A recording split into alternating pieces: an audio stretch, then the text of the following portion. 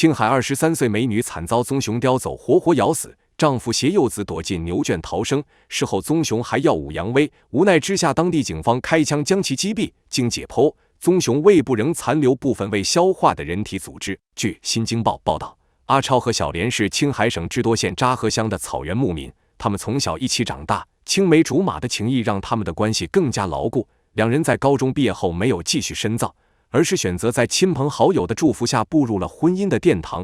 他们的婚姻生活充满了甜蜜和幸福。很快，这对夫妻迎来了一个可爱的儿子，这给他们的生活带来了更多的喜悦。阿超一家平日里居住在简陋的帐篷里，过着朴素的生活。他们早已习惯了流动式的帐篷生活。阿超很勤劳，小莲很贤惠，两个人养了不少牛羊。阿超每天负责照料家中的牛羊，当他回到家时，总能闻到妻子小莲正在烹饪美食的香味，这让他感到无比温馨和满足。虽然他们的家庭条件并不富裕，但这个三口之家彼此之间充满欢乐。由于他们在草原上长大，深知草地的危险性，有时一些巨型猛禽会出现在周围，对他们的安全构成威胁。因此，阿超特别注重那些动物觅食频繁的季节。虽然害怕，但为了生活还是要铤而走险。他只能想方设法去采取必要的保护措施，努力确保家人的安全。然而，在2020年5月的一天，阿超在外出放时发现了一些棕熊的粪便藏匿在草丛中。这一刻，他的心情立刻变得紧张起来。阿超意识到家附近已经不再安全，在这附近住着好几户牧民，每家的帐篷离得不远，方便相互照应。阿超把发现熊粪便这件事告诉了其余的人家，让他们早做打算。随后，阿超回家与妻子小莲商量后，他们决定尽快搬离这个地方，寻找更安全的居住环境。然而，由于他们需要携带的行李比较多，小莲打算分批次带走。他们计划在5月11日清晨进行第一批搬迁，然而没想到的是，不幸却在那一天早晨降临到了他们身上。5月11日清晨，小莲起了个大早，她亲自包装整理一些珍贵的物品，小心翼翼地将它们放入行李中。她叮嘱孩子们要在她能看到的范围内玩耍。然而忙碌的小莲并没有留意到，在一块巨大的石头背后，有一只棕熊正紧紧地盯着她的一举一动。紧接着，阿超的出现引起了棕熊的注意，他似乎感受到了威胁，不停地在石头后面来回踱步，口中喷出灼热的气息。最终，棕熊缓慢地趴下身体，仿佛在等待捕获猎物的黄金时机。当晚，阿超回到帐篷后，与小莲和儿子共进晚餐，并一起讨论了第二天的计划。直到深夜，帐篷内的灯才被熄灭，整片草地顿时陷入黑暗，从帐篷里传出的声音也逐渐平静下来，只能听到深睡的呼噜声。但小莲心里总有一种不祥的预感，不知道是什么原因，她刚躺下不久，又睁开了眼睛，注视着帐篷内部，完全没有困意。此时，除了丈夫的打鼾声，还能听到风吹过草地时带来的沙沙声，似乎预示着一场不寻常的事即将发生。在月光的照射下，小莲环顾四周，她透过帐篷里的窗户望见远处山峦交错的景色。在这安静的夜晚，小莲的思绪逐渐游离，眼皮渐渐沉重，开始昏昏欲睡。突然间，她的视线被一片黑暗所吞没，昏沉的小莲思维突然停止了片刻，直到意识到自己并未闭上眼睛，而是那扇小窗户被什么东西所遮挡了。小莲的目光迅速扫过窗外和帐篷门口，就在她看清楚的一瞬间，她全身的毛孔瞬间变得紧闭，恐惧感瞬间传遍全身。小莲努力控制住自己的呼吸，不敢发出任何声音。一个高大的身影出现在帐篷外，他张开巨大的嘴巴，头部向前倾，似乎想要撕咬帐篷。那巨大的身躯在月光下显得异常恐怖。小莲的心跳急剧加速，他看到站在他们帐篷外的是一只棕熊，它那尖锐的牙齿就像放大的荆棘一样锐利。这只棕熊似乎打算闯入帐篷，小莲听到了撕扯帐篷的声音，她意识到自己和家人面临着巨大的危险，她极力压抑着内心的情绪，但在恐惧的支配下，小莲发出了惊叫声。紧接着，小莲轻轻地抓住丈夫阿超的手臂，试图唤醒他。她用颤抖的声音告诉他帐篷外的情况，同时将正在甜蜜梦境中的孩子也抱了起来。阿超刚从沉睡中醒来，就看到一只棕熊撞坏了帐篷的门。他震惊地看见妻子抓起床边的杯子，朝着棕熊扔了过去，并不停地呼喊着救命。阿超被吓得腿都软了，小莲拼命地推搡着阿超和孩子，希望他们能尽快逃离。然而当棕熊被砸中的时候，他似乎被猎物的反应激怒了，棕熊喉咙里发出低沉的威胁声，紧接着以无法匹敌的速度冲向阿超和不满1岁的孩子，将他们甩到帐篷边缘。阿超在千钧一发之际带着孩子顺势逃出帐篷，随后棕熊扑向正在逃跑的小莲，它张开大嘴，一口咬住它的身体，将它紧紧叼在口中，然后快速冲向100米外的草地开始撕咬。小莲痛苦地尖叫着，他感受到骨骼碎裂的剧痛。阿超眼看着妻子陷入危险的境地，心如刀割，但他知道现在无法停下来救她，否则孩子也会面临同样的命运。他抱着不满1岁的孩子，拼命逃向附近的牛圈。他一边奔跑一边痛哭。几分钟后，阿超看棕熊并没有追赶他们的意思，于是阿超将孩子藏到一个相对安全的地方后，颤抖着拨打了报警电话。5月12日上午7点多，智多县扎河乡派出所守夜民警接到这通突如其来的紧急求救电话。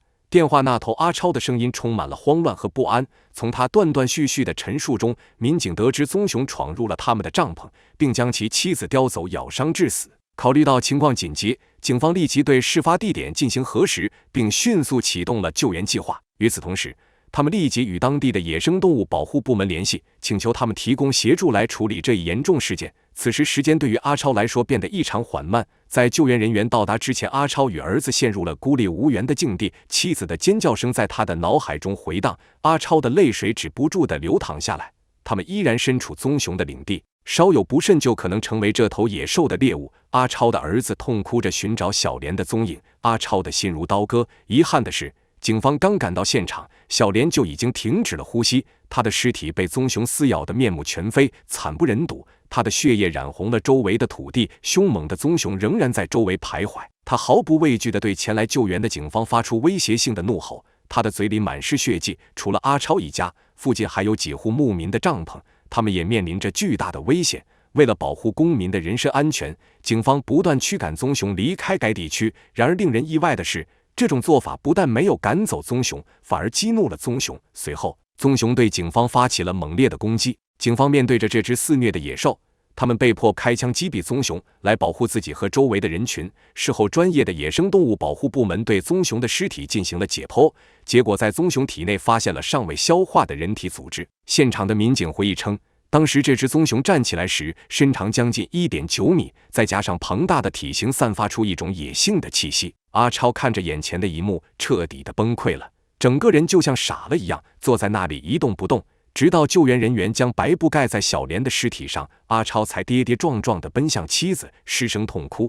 当地县乡2级党委政府立即对死者家属进行了安抚，并协调应急管理、森林公安、保险部门落实相关善后事宜。这个悲剧使人们深刻认识到，在大自然、郊区或是旅游胜地存在着一些在城市里很少能见到的危险生物，因此人们必须时刻保持警惕，并了解在危险出现时应该采取哪些安全防范措施，尽可能地保护自身的安全。在那个可怕的夜晚之后，小镇上掀起了轩然大波，各种专家学者纷纷发表看法，媒体也争相报道。小莲的悲剧成为了人们茶余饭后的谈资。这起悲剧不仅让阿超一家付出了巨大的代价，也唤醒了整个社区的警觉和行动。5月14日，智多县公安局发布了一则通报，宣布下一步将会同森林公安等执法力量，在重点地区开展防范野生动物侵袭的巡护工作。同时，他们还计划向辖区群众开展防范野生动物侵害的相关防范常识宣传，提供必要的教育和指导，以帮助居民更好地应对类似的危险情况。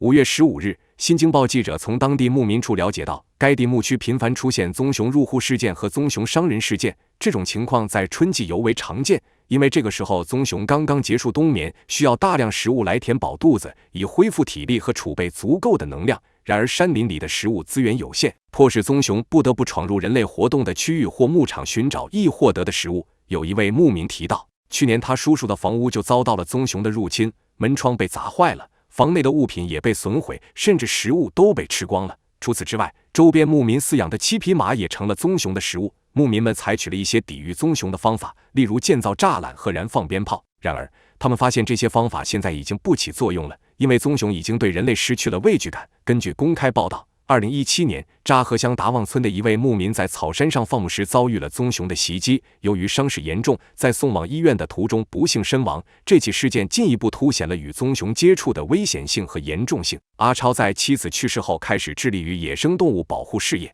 他与当地政府紧密合作，共同制定了一系列野生动物保护计划和措施。他还积极参与社区教育活动，利用自己的亲身经历向居民们传达野生动物保护的重要意义。他鼓励人们了解不同野生动物的习性和行为特点，以便更好地与它们共处。此外，他还与专业人士合作，组织针对野生动物保护的培训课程和讲座，提供必要的知识和技能。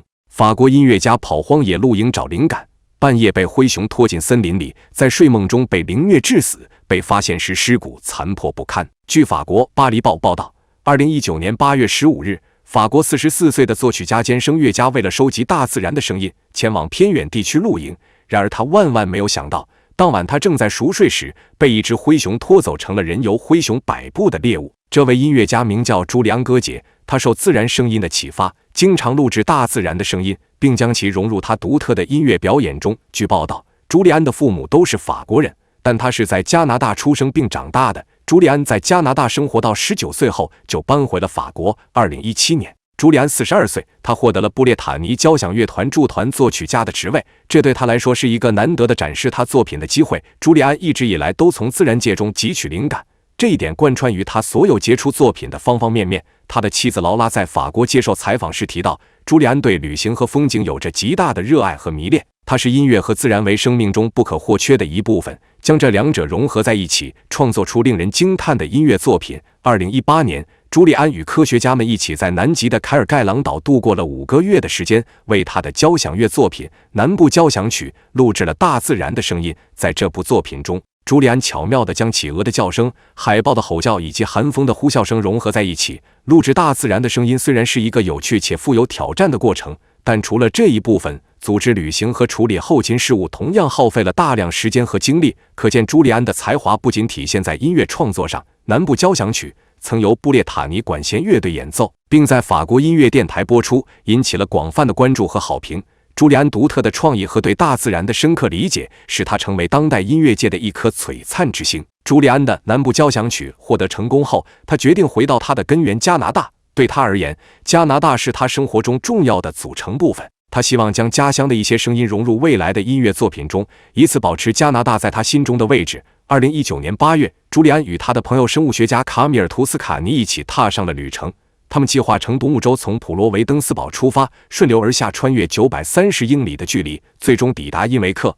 旅途中，除了欣赏北境的壮丽风景，朱利安还利用专门的收音设备在麦肯锡河畔录制各种自然界的声音，为他的音乐创作积累素材，用于他的下一个交响乐作品。这次旅行并非一时决定，而是经过了长达3年的筹备和规划。然而令人遗憾的是，这次探险最终以朱利安付出生命的代价结束了。在这次为期30天的冒险计划中，朱利安主要通过这次冒险体验来获得创作灵感。与此同时，卡米尔则负责用相机记录这段旅程的点点滴滴。按照朱利安的计划，回到法国后，朱利安将在巴黎举办一个迷你音乐会，这一直是他的梦想。卡米尔表示，朱利安是一个与众不同的艺术家，他很荣幸被邀请参加这次冒险之旅。朱利安筹划了3年，现在终于能够将梦想付诸实践了。他的决心和执着让人敬佩。随后，他们将所有物品塞进他们的双人独木舟中。朱利安将所有录音设备都装进防水容器中，以确保安全。在湍急的河流和静谧的湖泊之间穿行。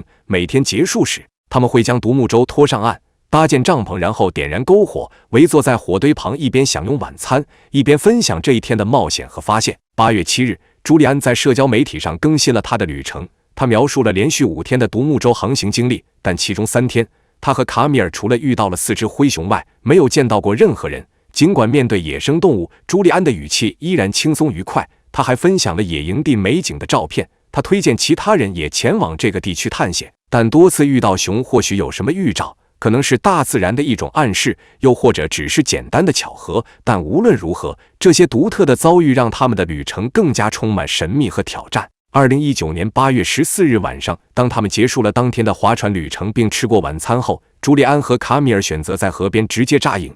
他们各自进入自己的帐篷准备睡觉，帐篷里弥漫着星星和虫鸣的声音，但在黑暗中，一只灰熊正在悄悄靠近。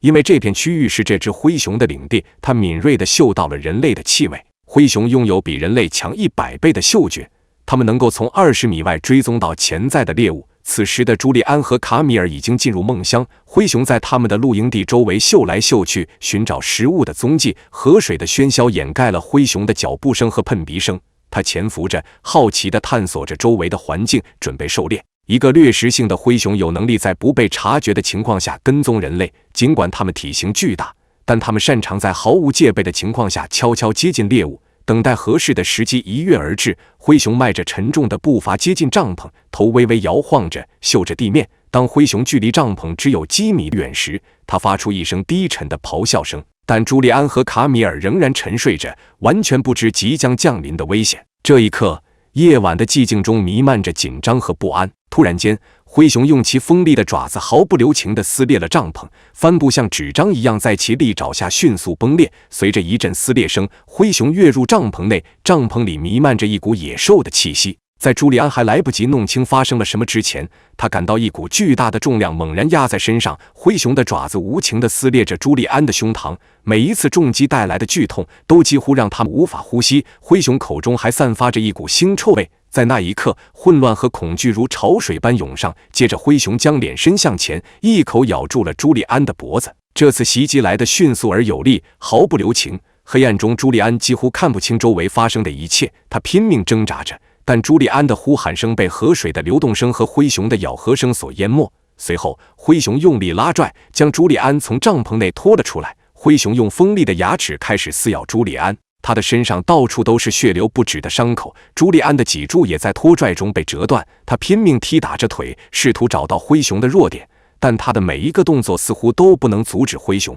因为这次袭击发生时，朱利安还深陷在沉睡之中，所以他无法自救。灰熊的威胁和凶猛让他感到无助。在这场生死搏斗中，朱利安奋力挣扎着摆脱灰熊那约1000磅的咬合力。灰熊将朱利安拖入树林深处，周围的植被全被压扁，留下一条血迹。灰熊的利齿无情地切断了朱利安的颈动脉，鲜血从他的脖子喷涌而出。朱利安渐渐地失去了意识。在这残酷的一幕中，朱利安的朋友卡米尔毫无所知，他仍沉浸在梦乡中。朱利安被完全束缚在灰熊的掌控之下，没有人能提供帮助。当一只灰熊处于捕食模式时，人类几乎无法抵抗。大多数专家认为，如果一只灰熊决定把你当作食物，最好还是顽强抵抗，尽管这可能会付出极高的代价。灰熊将朱利安拖入树丛几分钟后，朱利安面色苍白，他因失血过多身受重伤，已经到了无法挽救的地步。此刻，他躺在黑暗中一动不动。第二天清晨，当太阳升起时，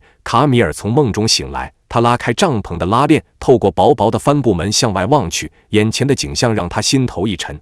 他看到朱利安的帐篷已经完全被摧毁，横七竖八地摊在地上，帐篷布满了灰熊的爪痕和血迹，一切都昭示着昨夜的惨剧。面对这突如其来的悲剧，卡米尔的思绪陷入混乱。他站起来，冲出帐篷，开始呼唤朱利安的名字。卡米尔心急如焚地四处搜寻着。当他看到帐篷周围的血迹时，心中的不安更加沉重。他顺着血迹一路寻找，在某个转角，卡米尔发现了其他几名旅行者。卡米尔奔向他们，焦急地寻求帮助。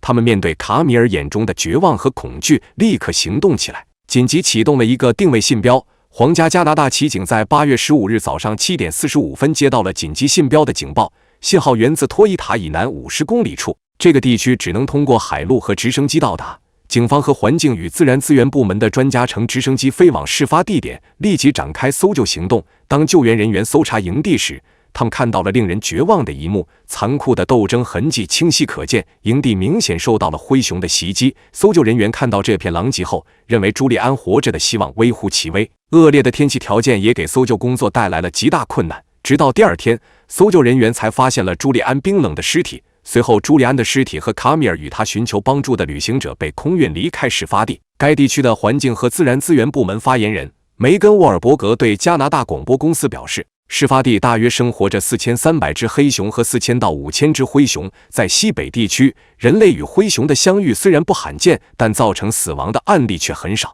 加拿大警方也表示，尽管这个地区有大量的灰熊，但它们很少袭击人类。在过去的20年里，加拿大西北地区只发生了4起针对人类的动物袭击事件。在调查的过程中，环境与自然资源部门的成员在事发地附近发现了2只熊，一只灰熊和一只黑熊。为了确保公众安全，他们将2只熊射杀，并将它们带到实验室进行尸检。尽管有关发现的细节尚未公布，但已经确认袭击朱利安的是一只灰熊。事后，法医也通过尸检确认，朱利安是被灰熊撕裂脖子、失血过多而不幸离世的。朱利安去世的消息传开后，他在布列塔尼交响乐团的朋友们纷纷表达了对这位音乐家的追忆。他们分享着关于朱利安的回忆，指出他不仅是一个有才华的音乐家，还是一个充满敏感和慷慨的人。朱利安一生都在用音乐歌颂大自然，将音乐与大自然完美地融为一体。他创作出了许多脍炙人口的歌曲。法国一家知名交响乐团在朱利安离世后给他的评价是：朱利安希望透过自己的音乐向公众传递他对大自然的深沉热爱和尊重。朱利安的音乐不仅是旋律的交织，更是对自然的赞美。他留下了永恒的美好记忆，值得人们永远怀念和珍视。从俄罗斯男子海滩抓螃蟹惨遭棕熊活活剥皮，连耳朵都被扯掉，到男子打猎被熊撕咬致头骨碎裂，右脸几乎全毁，男子机智将手臂塞进熊嘴，引发熊作呕，最终熊口逃生。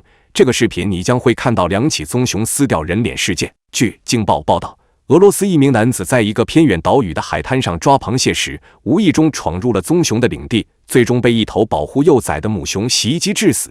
尽管医生们竭尽全力想要将他从死神手中夺回，但伤势之重已经超出人力所能挽回的范畴。37岁的阿列克谢伊万诺夫斯基是俄罗斯军队的士兵。2019年10月22日，他计划和朋友们去俄罗斯库雷岛的海岸采螃蟹。这座岛屿被落叶松、云杉和冷杉森林覆盖，全年都有树荫，同时也是棕熊和一些稀有鸟类的栖息地。库雷岛因其壮丽的景色吸引着世界各地的游客，他们乘船或飞机前往这里参观活火山和独特的地质构造。10月份正值棕熊们大量进食的季节，它们需要增加脂肪储备以维持身体状态。在这个时候，前往库雷岛的游客们被强烈建议只能在导游的带领下进行游览，以确保安全。而阿列克谢和他的朋友们却在崎岖的海岸线上开始分头寻找螃蟹作为晚餐。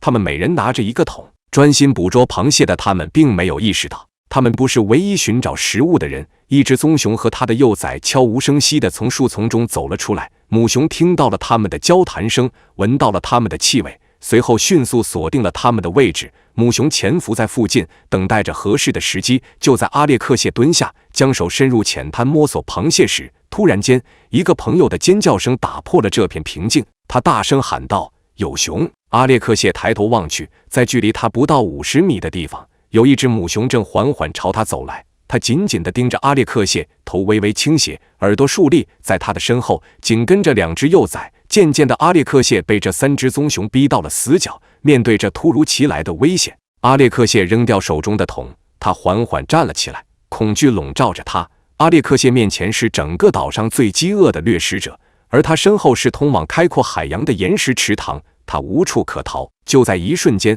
母熊向阿列克谢扑去，将他撞倒在地。阿列克谢的脸朝下摔在坚硬的岩石上，母熊的锋利爪子毫不留情地撕裂着他的肉体。阿列克谢发出凄厉的哀嚎声，他试图将脸埋在地上，手笨拙地试图保护脖子后部。然而母熊的攻击如同闪电般迅猛有力，让他几乎无法思考。在那一刻，阿列克谢承受着肉体和精神上的双重折磨，母熊的愤怒和力量让他感到无比渺小，他的生命岌岌可危。在母熊的攻击下，他的意识逐渐模糊，疼痛和恐惧混杂在一起。随后母熊又用牙齿咬住阿列克谢的头皮，狠狠一拉，阿列克谢的皮肤被猛力拉起，裸露出鲜红的血肉。阿列克谢的朋友们惊恐地跑了过来，他们拾起周围的石块朝母熊扔去，但随着他们的呐喊和尖叫，母熊似乎变得越来越狂躁，攻击更是变本加厉。他猛烈地摇晃着头，不停地用牙齿撕裂阿列克谢颤抖的身体，随后又紧紧咬住他的腿，将他从海岸边拖向树丛中。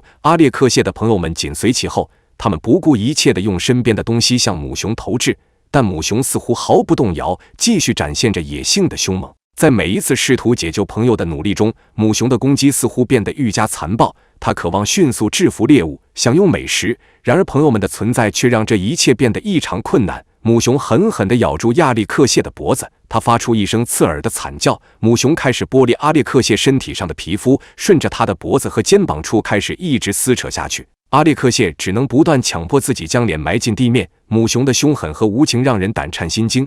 朋友们站在离熊仅几米远的地方束手无策。这时，一位名叫亚历山大的朋友冲向母熊，试图将其赶走。母熊立即将目标转向了他，巨大的爪子抓伤了亚历山大，然后又转身继续吞噬着阿列克谢。其他朋友迅速拉开受伤的亚历山大，另一位朋友冲向停在不远处的车上，他跳进驾驶座，迅速启动引擎，猛踩油门冲向母熊。他一次又一次地用车冲撞，最终母熊逃进了树林深处，它的幼崽在它身后踌躇了几步，最终跟随着母亲消失在了树林中。阿列克谢的朋友们急忙赶到他身边，他的伤势十分严重，裸露的伤口血流不止，靴子也被撕破。朋友们迅速给阿列克谢敷压伤口，并紧张地与他交谈，努力让他保持清醒。随后他们立即拨打了紧急救援电话。几分钟后，一架救援直升机降落在不远处，医疗队员们迅速赶到袭击现场，展开急救行动。当他们将阿列克谢血淋淋的身体抬上救援直升机时，阿列克谢的脸色苍白，他闭上了眼睛，心脏已经停止跳动。急救人员立即开始心肺复苏，在极度紧迫的情况下，阿列克谢的心脏恢复跳动，但他仍沉浸在昏迷中。随后他被紧急转运至250英里外的萨哈林斯克医院接受治疗，途中救援人员不停地对他的状况进行监测和护理。医生进行了详细检查后得知，阿列克谢的头皮、背部和臀部的皮肤都被母熊撕裂，一只耳朵也在袭击中被扯掉。面对如此严重的伤势，阿列克谢的一条腿需要被截肢，但幸运的是，阿列克谢的耳朵在医生们的精湛技术下重新接回。他被注射了大量抗生素以防感染。尽管医护人员们倾尽全力进行治疗，却依然难以将他从昏迷的深渊中唤醒。在袭击发生的第9天，阿列克谢因伤势过重，最终永远地离开了这个世界。据《环球时报》报道，26岁的蔡斯德尔沃和他30岁的哥哥沙恩决定前往蒙大拿州进行一场弓箭狩猎麋鹿之旅。他们两兄弟都在农场长大，是经验丰富的大型猎手。他们偏爱使用弓箭作为武器。2015年10月3日8点左右，整个蒙大拿州被浓密的云层笼罩，气温急剧下降至零下5度，刺骨的风中夹杂着雪花，这导致蔡斯和沙恩的视野只有5米。但兄弟俩一想到即将品尝到美味的麋鹿肉，就足以激励他们直面这严峻的挑战。于是两人制定了一个计划，他们做好准备，决定分开行动。年长的沙恩将爬到山脊等待，而蔡斯则负责将麋鹿群驱赶到一条小溪。沙恩爬上的山脊可以清晰地锁定目标，然后一箭射中。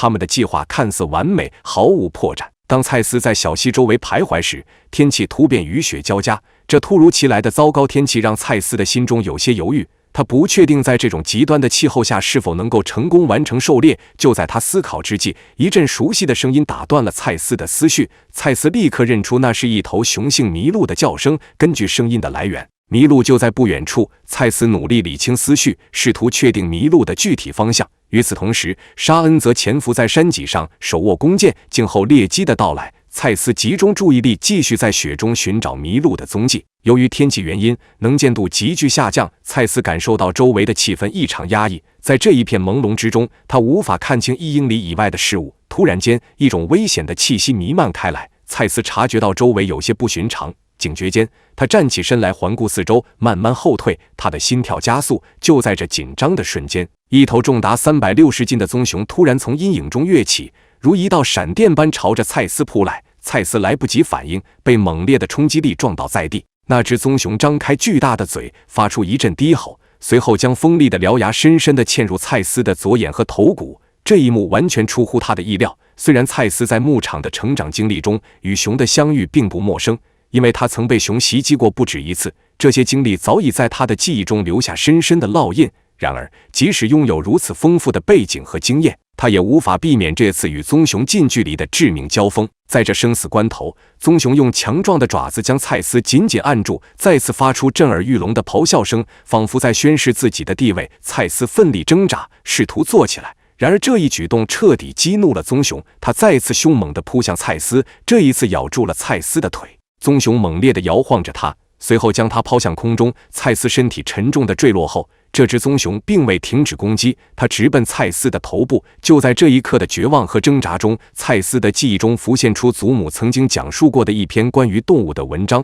里面提到大型动物，尤其是熊的呕吐反射比较明显。于是蔡斯鼓起勇气，将右臂伸进棕熊的喉咙。棕熊开始不安地呕吐，同时逃向树林深处，留下蔡斯一人苟延残喘。蔡斯深知那头棕熊不会离开太久，他很可能会回来找他，因此蔡斯下定决心行动起来。他的迷彩狩猎装备已经被撕得支离破碎，他浑身沾满了鲜血和泥。蔡斯用颤抖的手掌擦去眼睛上的血迹，艰难地穿过小溪旁崎岖的地形，一步一步朝着山脊的方向迈进。远处，他看到哥哥沙恩从山脊那边走过来。沙恩发现弟弟在挥手，他误以为是发现了迷路的踪迹，于是他紧握弓箭准备射击。然而，当沙恩仔细观察清楚蔡斯的状态后，他意识到了蔡斯的危急情况。他立即冲了过去，开始进行急救，最终成功止住了血流。但沙恩心怀忧虑，他担心可能存在着内出血的危险。于是他急忙将蔡斯送往医院。沙恩搀扶着蔡斯上了车，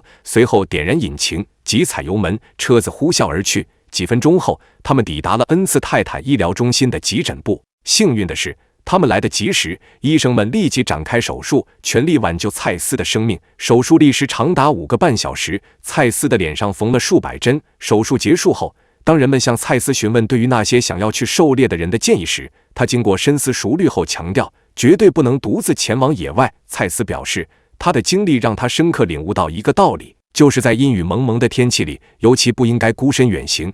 他强调人类与自然应该和谐相处，因为当你尊重自然时，自然才会对你予以回报，但若不尊重，最终将会遭遇残酷的结局。摄影师作死拍摄恶熊捕食瞬间，不料深夜惨遭报复，被棕熊叼走活活吞食，被找到时尸体只剩一半。救援人员被眼前的恐怖场景彻底吓坏。据美联社报道，杰里夫斯是一名野生动物摄影师。1974年8月，他计划前往阿拉斯加半岛北岸的伊森贝克国家野生动物保护区拍摄棕熊。当时正值鲑鱼产卵的季节，大量的鲑鱼洄游，为棕熊提供了重要的食物来源。这些鲑鱼能提供足够的热量，帮助棕熊储备脂肪，以度过漫长的寒冬。杰里夫斯做好了充分的准备，他的背包里装满了在保护区中所需的物资。他经过伊森贝克护林员的办公室，与驻扎在那里的护林员罗伯特·琼斯交谈着。他们一起探讨了观察棕熊的最佳位置，并且杰里夫斯渴望向罗伯特展示他的357左轮手枪，试图证明自己有丰富的经验且已经做好了准备。然而，罗伯特却摇了摇头。他告诉杰里夫斯，单凭一支357左轮手枪并不足以防范棕熊的袭击。如果杰里夫斯真的打算花时间拍摄并记录棕熊，他需要的是一支狩猎步枪，那拥有更大的威力。但杰里夫斯并没有狩猎步枪。他心想，就算带上手枪也毫无意义。于是，杰里夫斯决定干脆不携带任何枪支。他挥手告别罗伯特，无视了对该地区经常有熊出没的警告，毅然踏上了自己充满冒险的旅程。杰里夫斯的背包沉甸甸的，里面装满了露营和摄影的设备，还有那几天的食物。伊森贝克国家野生动物保护区内拥有一系列冰峰、冰河、冰原、冰川湖、高山草原和温泉等壮丽的景观，简直是摄影师的天堂。保护区中心的湖景色优美，湖水会随着光线的变化而呈现出不同的蓝绿色调，清澈透明。杰里夫斯穿过保护区，寻找周围可能感兴趣的野生动物。狭窄的小路在树林中弯曲延伸。当他来到河边时，发现沿岸到处都洒落着棕熊的粪便和鲑鱼的残骸，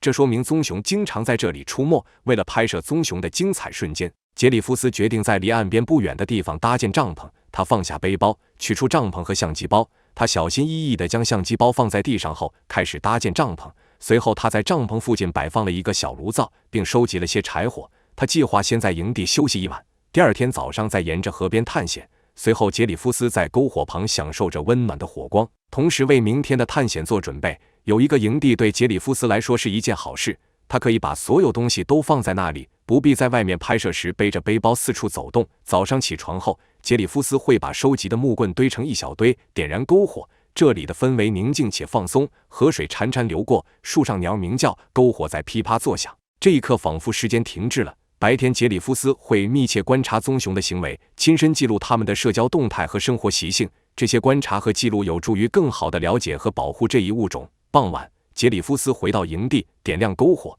他坐在一块岩石上享用着晚餐，炉子上加热着一壶水。饭后，他一边品茶，一边记录与熊的接触情况。观察熊类的行为逐渐成为他生活的一部分。随着时间的流逝，杰里夫斯与熊的接触次数不断增加，他们逐渐建立起了一种特殊的亲密关系。这些熊似乎也对他的存在习以为常。太阳快要落山时，晚霞染成了橙红色。杰里夫斯拿起相机，走到河边，记录下变幻多姿的光影。随后返回营地，坐在那里凝视着火焰的舞动，余烬闪烁。随着夜幕降临，黑暗笼罩着阿拉斯加的大地，火光逐渐消退。杰里夫斯拉开帐篷的拉链，爬了进去。他将鞋子放在外面，随后钻进睡袋里。虽然帐篷里只有薄薄的帆布隔绝着外界，但睡袋却提供了及时的安全感。杰里夫斯逐渐陷入梦乡。夜晚的阿拉斯加隐藏着许多未知的危险。深夜，一只饥饿的棕熊悄然出现在树林中。随着天气的逐渐变冷，棕熊进入了高食量状态。它们会摄取更多的食物来增加体重，因为它们需要在漫长寒冷的冬季存活，一直等到春天的到来。也许是杰里夫斯晚餐飘散出的香味引起了棕熊的注意，它抬起头，扭动着黑色的鼻子，眼睛在月光下闪烁。棕熊顺着气味穿过树林，来到河岸边。月光下，棕熊再次嗅着空气，微调方向，最终发现了杰里夫斯的帐篷。他小心翼翼地朝着帐篷走去。棕熊在火堆前犹豫了一下，几个火苗仍在闪烁。此时杰里夫斯放在帐篷里的食物散发出的香味对棕熊来说太过诱人，他继续靠近帐篷，嗅着薄薄的帆布，抓挠着拉链。突然，杰里夫斯惊醒，他听到了一阵稀稀疏疏的声音。他躺在睡袋里一动不动，希望自己只是幻听，但声音再次传来，清晰的嗅觉声，距离他的脸只有几英尺。低沉的吼叫声和沉重的脚步，杰里夫斯立刻意识到那是一只熊，但他没有携带防熊喷雾，撞死也不是一个可行的选择。虽然帐篷隔开了杰里夫斯和棕熊的视线，但他能感受到棕熊正在帐篷的另一边嗅探着，企图抓住帐篷里的猎物。此时的杰里夫斯开始后悔当初没有带上那把手枪，哪怕是一把小手枪也比毫无防备强。棕熊用巨大的爪子敲击着帐篷，脆弱的帆布在熊爪的重量下变形，最终帐篷一侧被撕下了一条长长的口子。杰里夫斯陷入混乱之中，他犹豫不决，不知道是该逃跑还是大声呼救以吓退这只凶猛的掠食者。然而一切发生得太快，而杰里夫斯身边却没有任何保护工具，他没有时间做出反应，身边也没有任何武器。杰里夫斯能做的只有保持静止和沉默，等待棕熊失去兴趣自行离开。然而不幸的是，棕熊嗅到了杰里夫斯的气味，处于掠食状态的棕熊开始用爪子抓挠帐篷，最终棕熊无情地撕裂了杰里夫斯的帐篷，抓住他的睡袋，开始猛烈地摇晃着他，试图将他摔死。棕熊将杰里夫斯从帐篷中扔了出来，随后跳到了他的背上，开始凶猛地撕咬着他的背部和腿，锋利的牙齿刺入他的身体。杰里夫斯唯一的防御武器就是他的拳头。接下来他和棕熊展开了激烈的搏斗，但棕熊庞大的身体压得杰里夫斯无法正常呼吸，棕熊锋利的爪子一次又一次地划破杰里夫斯的皮肤。杰里夫斯闻到棕熊呼吸的恶臭味，他试图让棕熊的嘴巴远离自己，但棕熊的力量实在太过强大，它不停地撕咬着杰里夫斯的肉体。几秒钟后，棕熊开始撕咬杰里夫斯的头颅，他的头骨瞬间裂开。杰里夫斯奄奄一息地躺在地上，在剧痛中，每一秒对于杰里夫斯来说都是煎熬的。随着棕熊不停地撕咬杰里夫斯的脸、脖子和身体，他的视野开始变得模糊，呼喊声也渐渐消失。那个夜晚，杰里夫斯以一种痛苦且可怕的方式结束了他的生命。棕熊将他的尸体拖入树林中，慢慢享用。期间，他还返回帐篷，吃掉了杰里夫斯背包里用保鲜袋封好的食物。杰里夫斯被袭击的第二天清晨，一位名叫弗兰克斯诺德格拉斯的渔夫漫步在河边，他正在寻找一个理想的钓鱼点。当他的目光落在杰里夫斯营地的帐篷残骸上时，他立刻意识到这里发生了不寻常的事情。帐篷被撕裂，倾斜在一侧，周围散落着垃圾、灰烬和煤渣，残酷的斗争痕迹清晰可见。而帐篷外整齐地摆放着一双鞋。弗兰克的心跳加速，他有一种不祥的预感。弗兰克大声呼喊，却无人回应。于是他立即联系了渔猎管理局的约翰·萨维斯和斯蒂姆森，两人迅速驾驶直升机飞往这个地点。直升机低空盘旋在营地上空，平稳降落后，斯蒂姆森快速爬出，开始在地面上展开搜寻。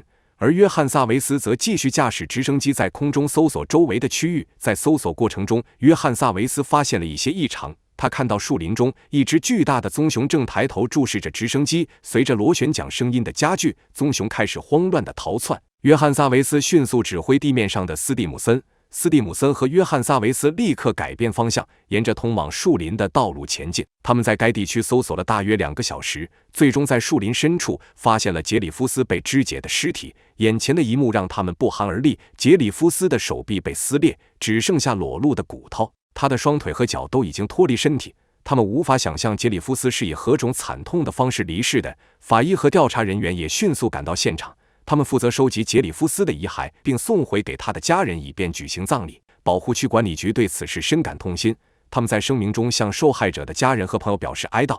为了防止类似事件再次发生，保护区管理局采取了一系列周密而严谨的安全预防措施。他们将攻击区域以及棕熊经常出没的地区实施了全面封锁。事后，护林员们开始设置诱饵陷阱，试图引诱这只棕熊。经过艰苦的努力，他们最终在直升机上追踪到了那只棕熊的踪迹。斯蒂姆森靠近棕熊，举起他的猎枪，一枪打倒了那只棕熊，枪声回响在树林间。调查人员对棕熊的尸体进行检测时，在他的体内发现了杰里夫斯的残肢和衣物。这个悲惨的结局揭示了杰里夫斯犯下的致命错误。他在棕熊的领地上扎营，沿着棕熊经常出没的路线行动。他确实处于一个最佳捕捉棕熊的位置，但这个位置让他付出了生命的代价。他还将食物放在帐篷里，这是另一个致命错误。再加上没有任何防御武器或防熊喷雾，极度饥饿的棕熊才会想要接近杰里夫斯以夺取食物，这才导致了悲剧的发生。这起熊袭击事件无疑凸显了野生动物与人类接触的潜在危险。在那个致命的时刻，自然的残酷性和野生动物的本能展现无疑，也进一步提醒了人们在户外活动中采取适当的安全措施的重要性，同时也引起了相关部门的高度关注。他们将加强宣传教育工作，以提醒公众在接触野生动物时保持警惕，并了解潜在的危险，最大程度地降低与野生动物发生冲突的风险。俄罗斯8岁女童不慎掉进黑熊池，惨遭2只黑熊撕咬分食，就这样一条鲜活的生命自此结束。动物园难辞其咎，最终工作人员连开4枪将其击毙。据《每日邮报》报道，1999年9月12日，伊琳娜计划带着她的3个孩子前往西伯利亚动物园游玩。这一天对伊琳娜的大女儿伊万卡来说是一个期待已久的日子，因为伊琳娜总以她的双胞胎弟弟还太小为借口推迟去动物园的计划。如今随着双胞胎逐渐长大，他们的好奇心和精力也不断增长，开始变得顽皮，越来越难照看。但至少伊万卡是一个细心随和的孩子，他经常在母亲做饭、打扫卫生或忙得不可开交时承担起照顾弟弟们的责任。但即使像伊万卡这样负责和专注的孩子，也会有许多事情让他分心，使他不像平时那样冷静和有礼貌。尤其是在位于莫斯科市中心的西伯利亚动物园，伊琳娜一家从未去过动物园，所以当他们看到猎狗、狼和北极熊出现在动物园时，他们感到震惊和兴奋。动物园的入口处是一个宠物动物园，伊万卡在那里骑了一会儿小马，还喂了山羊和鸡，但他们避开了那些讨厌的鹅，因为他们总是追着伊万卡和弟弟们跑。接着他们还观赏了一些非洲动物，如鸵鸟、水牛以及几只不同种类的雄鹿和猎豹等。猎豹的围栏设置与其他动物的不同，这些灵活的掠食者几乎可以攀爬任何东西，因此他们被关在笼子里或者有网覆盖的混凝土围栏里。在这些猛兽附近会有一个管理员或保安，时刻提醒游客在适当的距离内观看。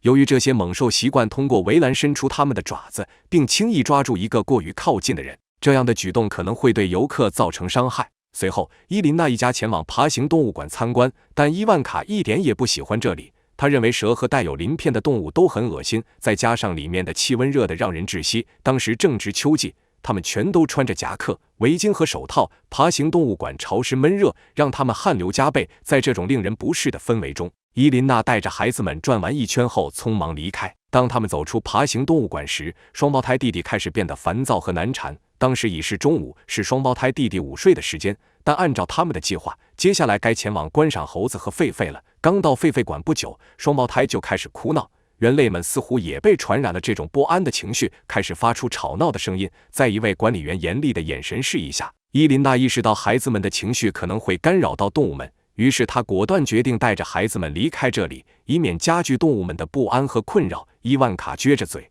他知道如果弟弟们再这样闹下去，他们的行程将被提前结束。虽然他们已经参观了整个动物园，但伊万卡希望自己能再次经过大象围栏，因为有时动物园管理员会允许孩子们给大象投食，所以如果他们能停留足够长的时间，伊万卡也会有喂食的机会。然而，就在他们经过大象围栏时，为时已晚。一位动物园管理员提着一个空桶走了出来，身后跟着一些兴奋的孩子们，他们分享着投掷花生和水果给大象吃是多么有趣的体验。伊万卡的心情瞬间跌入谷底。伊琳娜注意到女儿眼中闪烁着泪花。在他们离开动物园的路上，有一个小吃摊。在他们到达长颈鹿和黑熊的展区之前，伊琳娜决定给孩子们买些零食，这样至少可以让双胞胎弟弟安静几分钟，伊万卡就可以专注地欣赏周围的动物和景色。伊琳娜让双胞胎弟弟坐在长椅上，果然，零食和果汁的诱惑足以平息他们不满的情绪。伊万卡兴奋地跑向附近的动物围栏，伊琳娜要求伊万卡始终在她的视线范围内，但就像其他孩子一样，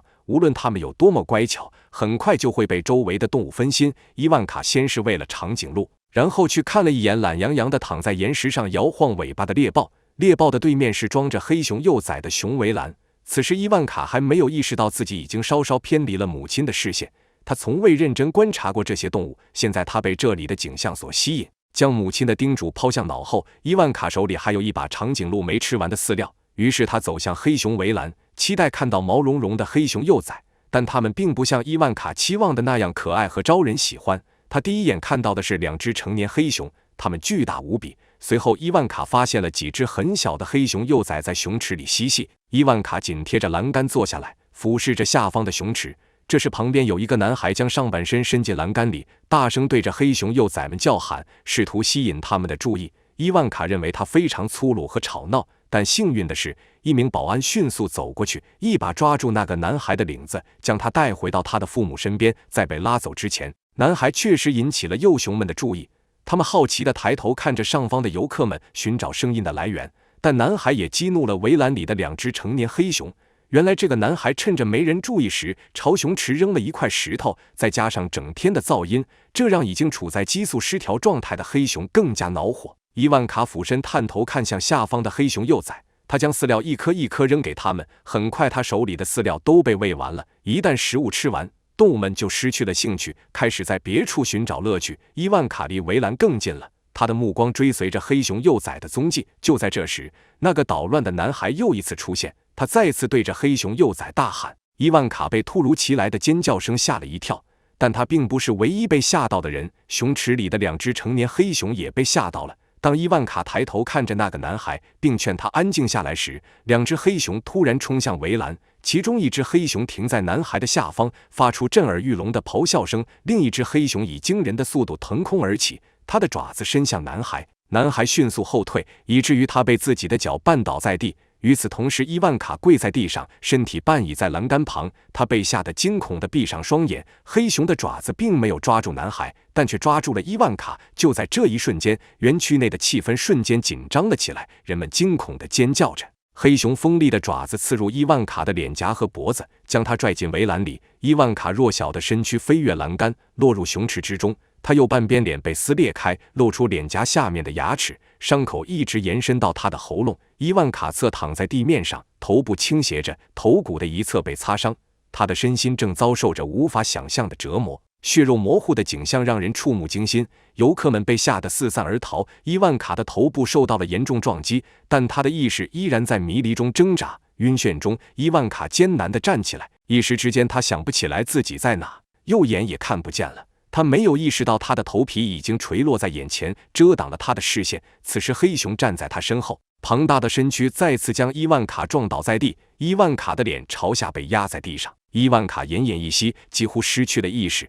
黑熊撕裂了伊万卡的夹克，将牙齿深深地嵌入他的头部。紧接着黑熊又抓住他金色的头发，向后拉扯，扭断了伊万卡的脖子。伊万卡拼命挣扎，但黑熊丝毫没有要放过他的意思，不断撕扯他的身体，用舌头舔舐着伊万卡伤口的血迹，细嫩的皮肤逐渐变得血淋淋的。可怜的伊万卡连救命都没喊出口，就被疼晕了过去。另一只黑熊闻到浓重的血腥味，也加入了这场恐怖的盛宴。它咬住伊万卡的胳膊，肆意地摧残着女孩毫无生气的身体，而黑熊幼崽们也在逐渐靠近，试图分享这残忍的盛宴。武装部的看守人员和保安接到报警后立即赶到现场，他们开始向熊池中扔石头，试图驱散黑熊，但毫无作用。在这种情况下，为了确保公众的安全，不得不采取击毙的措施。第一枪和第二枪过后，黑熊虽然被击中，但仍然显示出威风凛凛的姿态。面对这情况，工作人员只能再次开枪。第三枪过后，黑熊的霸气明显降低，但仍紧咬着伊万卡不放。紧接着，工作人员又开了第四枪，击中了黑熊头部。随着枪声响起，黑熊应声倒地。当伊琳娜听到骚动时，她心中涌起一股不祥的预感。他的担忧和恐惧在人群中蔓延。当得知女儿遭遇不幸后，他急忙挤过人群来到栏杆旁往下看。他看到自己的女儿躺在血泊中，瞬间伊琳娜感觉眼前一黑。此刻的伊万卡刚脱离熊口，她的衣物破烂不堪，头部、腹部、胳膊和腿上都是伤口。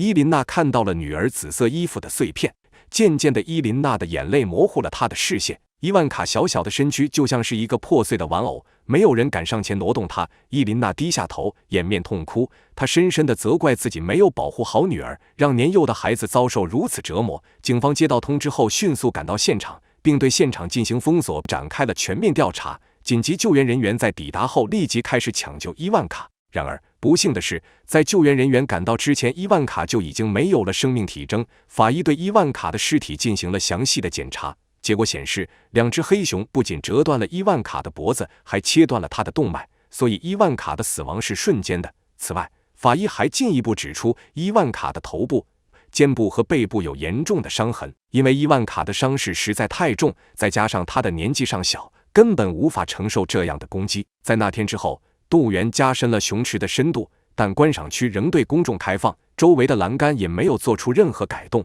虽然他们将所有食肉动物和杂食动物转移到了像猎豹那样的笼子中，但这些举措还远远不够。每年，动物园都会发生致命事件或袭击事件，经常牵涉到围观者或工作人员。动物园的管理层迫切需要重新评估安全标准，并采取更加切实可行的措施，以确保公众和动物园工作人员的安全。只有这样，动物园才能真正的成为一个安全且令人愉悦的场所，而不是潜在的危险源。日本34岁最帅管理员任性下车，惨遭2只300斤棕熊围攻，活活咬死，五官被啃得面目全非，场面极其残忍。据环球网报道，2005年，34岁的田村种本来到富士野生动物园担任管理员的工作。富士野生动物园建于1980年，位于富士山脚下的静冈县居野市。它是日本仅有的6座大规模原生态动物园之一，这里提供了完全沉浸式的体验。游客们可以选择沿着长达2.5公里的自然步道探索野生动物园，或者直接驾车穿越其中。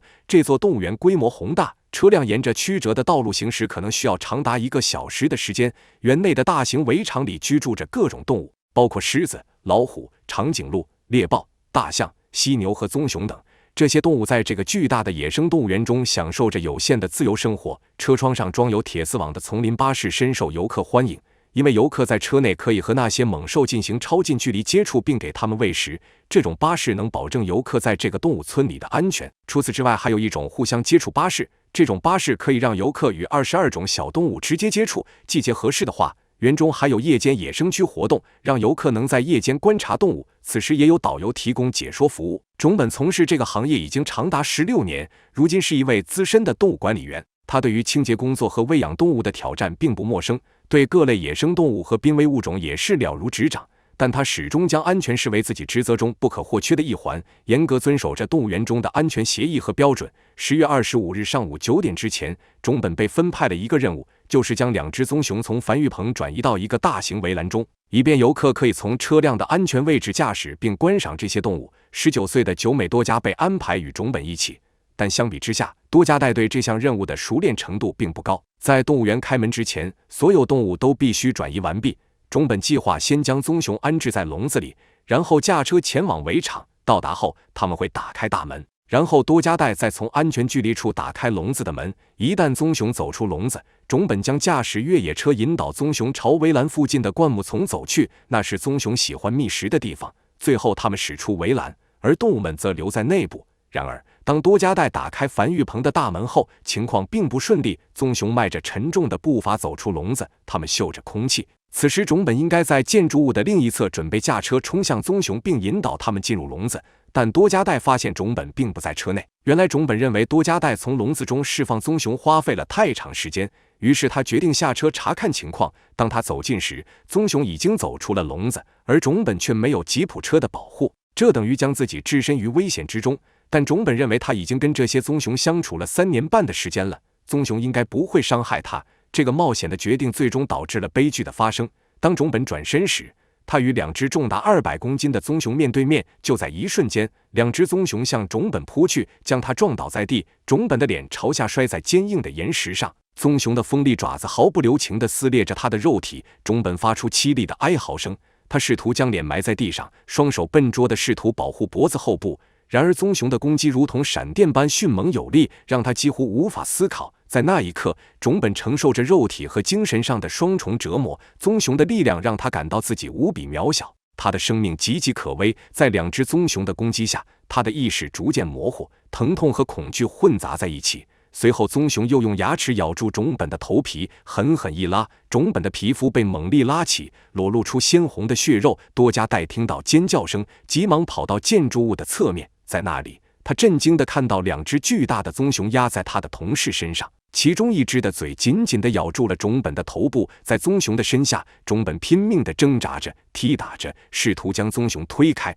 然而那股力量是压倒性的，种本感觉头骨快要碎裂，压力不断增加。棕熊发出呼噜声、咕哝声，摇晃着头，湿润的气息笼罩着种本的脸，他能感觉到伤口在不断流血。种本的朋友和同事目睹了这场袭击，他们的本能驱使着他们冲过去帮忙，他们拾起周围的石块朝棕熊扔去，但随着他们的呐喊和尖叫，棕熊似乎变得越来越狂躁，攻击更是变本加厉。它猛烈地摇晃着头，不停地用牙齿撕裂种本颤抖的身体，随后又紧紧咬住他的腿，将他拖向灌木丛中。种本的朋友和同事紧随其后，他们不顾一切地用身边的东西向棕熊投掷，但棕熊似乎毫不动摇，继续展现着野性的凶猛。棕熊的咬合力超过900磅每平方英寸，可以攻击大型哺乳动物，如驼鹿和麋鹿。尽管它们通常以较小的动物，如鲑鱼、鸟类、地松鼠和土拨鼠为食，但是依靠它们的体重和强大的前爪，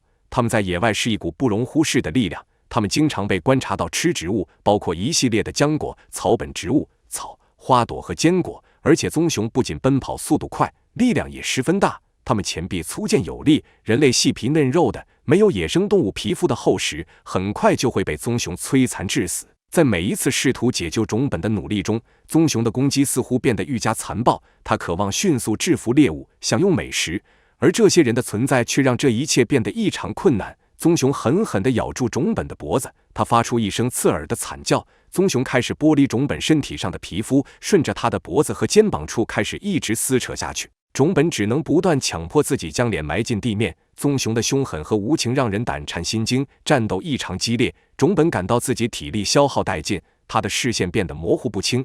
当种本为了自己的生命而奋斗时，他的妻子正在医院生孩子，他本应该在场，但他的妻子多次打电话给他，都无人接听。多加代在冲向棕熊救种本之前，他通过无线电呼叫了救援。随后多加代举起双臂高举头顶，喊叫试图分散棕熊的注意力。其中一只棕熊立即将目标转向了多加代，他笨拙地朝他走去，嘴角滴着鲜血，庞大的身躯在草地上拍打着。多加代明白即将发生的事情，他慌乱地逃跑，途中不慎跌倒在地。紧接着棕熊跳到他身上，开始另一轮猛烈的攻击。棕熊咬住多加代的脖子，用爪子抓住他的肩膀，将他按到地上左右摇晃。多加代几乎无法呼吸，棕熊的重量将他的骨头压碎，他的口水滴落在多加代的脸上，不断地撕裂他的肉体。就在多加代觉得再也无法承受更多攻击时，紧急救援人员赶到了现场。警方先将现场封锁起来，随后他们跑向停在不远处的车上，跳进驾驶座，迅速启动引擎，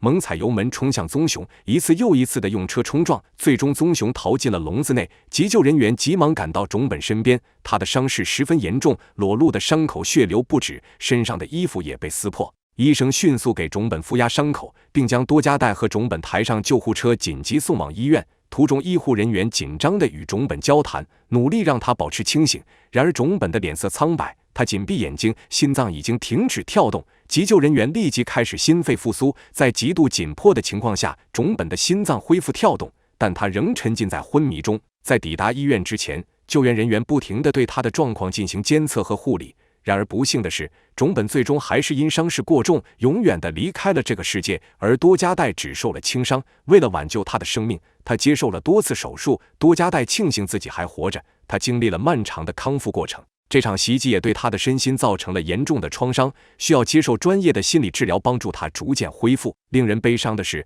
在种本去世仅几分钟后，种本的妻子生下了他们的第一个孩子，而这个孩子将永远无法见到他的父亲。事后，种本的家人赶往医院安排种本的后事，种本的妻子伤心欲绝。当他们收到种本破碎的遗骸时，家人们的内心充满了悲痛与不舍。最终，他们为种本举行了庄严的葬礼。许多网友认为，这次袭击事件恐怕还是由于管理员掉以轻心，放松了警惕，没有严加防范。专家也表示，由于棕熊体型硕大，站起就跟城墙一样厚实，有压迫感，即使再凶猛的动物也不会去棕熊那里自寻死路。再加上棕熊的领地意识很强，领地也很广，除了觅食之外，它们还会以喷洒尿液、遗留粪便的方式标记自己的领地。所以当棕熊在巡视自己领地的过程中，察觉到有陌生动物或人类闯入的时候，就会充满警惕心和攻击性。因此对于熊或者其他野兽，千万不能认为它们完全被驯化了，或者跟它们很熟悉了，有感情了。有这种心理是要被打脸的。马戏团用来表演的狮子、老虎或熊咬死咬伤驯兽师的事情还少吗？此事也警示游客们对动物要有所防备。动物不具备情绪控制能力和理性思考行为，这让其对人类具有较大威胁性。当地警方提醒游客在动物园游玩的时候，不要做出园方规定外的危险举动，比如擅自打开车窗，或者不顾园方规定擅自闯入禁止区域等。毕竟野生动物园作为百兽齐聚的地方，有一定的风险。而工作人员除了要有所防备外，也要在工作的时候更重视安全意识的培训和相关措施的防护，充分利用这类安全措施和安全规范来避免风险的发生。随着棕熊吃人事件的发生，富士野生动物园发布了一份公告，他们对逝者表示沉痛的哀悼，向逝者的家人致以深切的慰问，并对因此给游客带来的不便深表歉意。事后，富士野生动物园开始积极配合有关部门进行事件调查。动物园的发言人表示，他们将充分吸取教训，加强各方面的安全管理，努力做好事件处理和后续工作。富士野生动物园已经启动了应急预案，设立了专门的工作小组，采取了关闭猛兽区的应急措施，甚至发布了游客公告，并妥善处理了游客的退票等相关事宜，以切实加强园区的安全运行管理。